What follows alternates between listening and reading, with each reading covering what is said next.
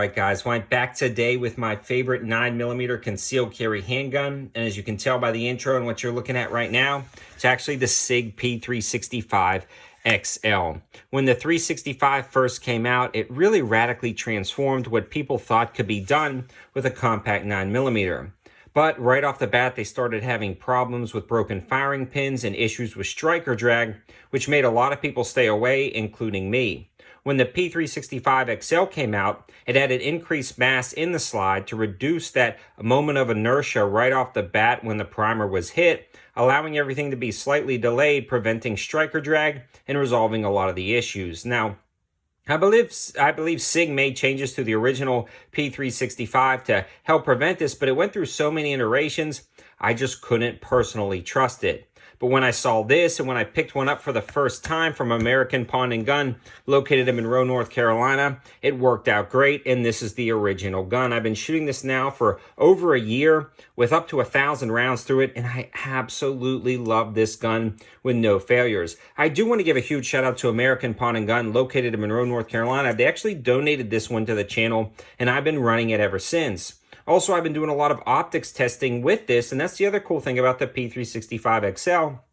It comes optics ready right out of the box with that micro footprint that a lot of companies are making, like the Holosun K and this particular Riton. If you want more information about this, I actually did a recent review on this where you can see a little bit more about this particular P365 XL and how it performs with the red dot. I picked this one up from Borrelia. They actually sent this out to the channel at my request.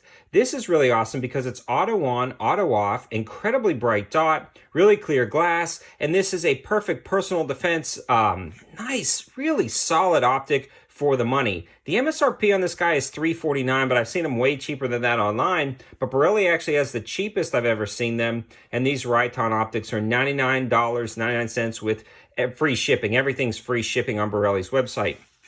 Now, that is bulk packaging, and I think that's how they're saving money. So when you get it, it'll just be wrapped up with the battery and the instruction manual. It's a brand new optic. Nothing's wrong with it. It's just the bulk packaging option. It's definitely worth it because the minute you take it out of the box, you're going to throw out the box anyway. So it's a pretty darn good deal. So that's a pretty slick feature about that 365 XL.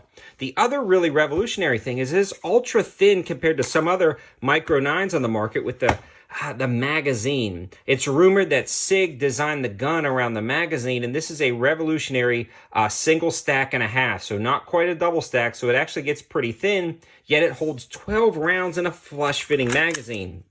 This is actually a really small gun for in the waistband carry. You could not pocket carry the XL, but you could inside the waistband carry it, and the holsters are endless. You can find them on Amazon for ultra cheap, like this guy right here.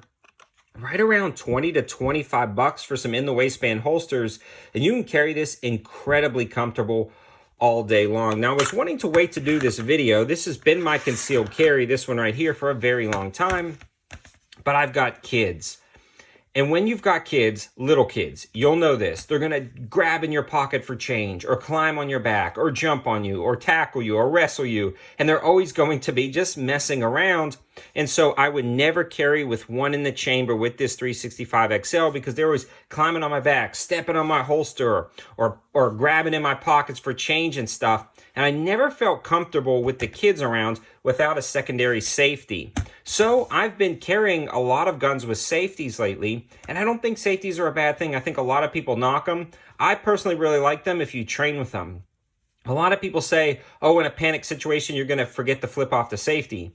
I say to that, you haven't been dry fire practicing enough. If you can't remember to flip off the safety, then you haven't been training with your gun, period. And anybody who tells you otherwise must not be training with their gun enough, in my personal opinion. I mean, it's just muscle memory. The minute you go grab the gun out of your holster, this one easily flips down. You can ride your thumb over the top. We'll make sure it's clear one more time. And it's just super simple. You draw, you point, and you shoot after you flip off that safety, and this one's ambidextrous. And so now that I have the safety, I feel really comfortable carrying one in the chamber with that secondary operation. That means two things are going to have to happen.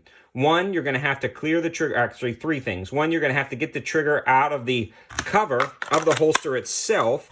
So if the gun were to fall out, next, you would then have to flip off that safety, and then finally you would have to pull the trigger. So this, in my opinion, is a really great option for a lot of people with kids. Now, I know I might get a lot of hate in the comment section below, but this is the gun I personally carry now after I proved it out. It took about 250 rounds for me to feel comfortable with this gun. Generally, I wait to conceal carry a gun after 500 rounds, but since I already have 1,000 rounds through the 365 XL, and this one is, I mean, identical other than the safety, I felt really comfortable with this right out of the box.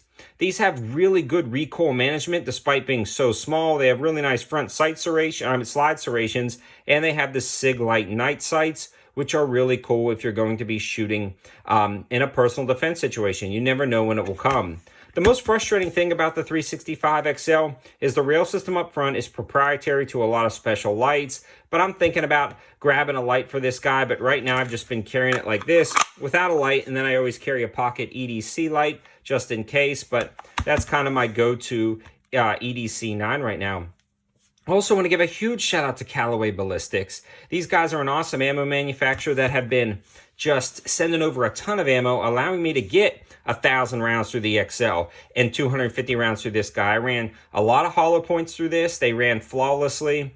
Basic range 9mm. These guys also have reman 9mm, subsonic 9mm, and hollow points, all at affordable prices. They're always doing price adjustments down. This company's awesome. They're always doing great stuff. And they've got a code 704 Tactical for free shipping on ammo orders over $200. If you want a full review, I've already done a full overview of this gun. I've already talked about it with the optic, but I did want to clarify kind of why I got this second model. It's very rare that I get two of the same gun on the channel. It gives me a sample set of two, which gives you a more accurate understanding of the performance of this pistol, and both of these have been 100% reliable with no issues whatsoever. The ease of use of these guns, just the shootability and the ease of use in adding an optic just makes them really awesome. And for those guys who are going to unsubscribe because I like the safety on this gun, you can get it without the safety. And that's the other cool thing about this handgun. Both of these options are absolutely great. I felt like, again, if I didn't have a bunch of kids and nephews and nieces jumping over me all the time, I wouldn't have a problem carrying one in the chamber without a safety, but this is just my humble opinion. Feel free to beat me up in the comment section below and let me know your thoughts in the comment section below. Do you guys choose gun with safeties? I know I hear a lot of crap about safeties on guns. Is that something that my viewer cares about? I really want to know, because a lot of times when I'm reviewing guns, I'll pick guns that I don't necessarily like or care about, but think you guys might like or care about based off your opinions in previous videos or suggestions. And a lot of times my opinion shifts over time when I try out new things I wouldn't have without your suggestions. So definitely leave your thoughts in the comment section below. Did I open a can of worms? Do you like safeties? Do you absolutely hate safeties? Again, let me know your thoughts. Thanks for watching, guys. Thanks to Callaway Ballistics and American Pawn and Gun for always supporting the channel. Have a good one.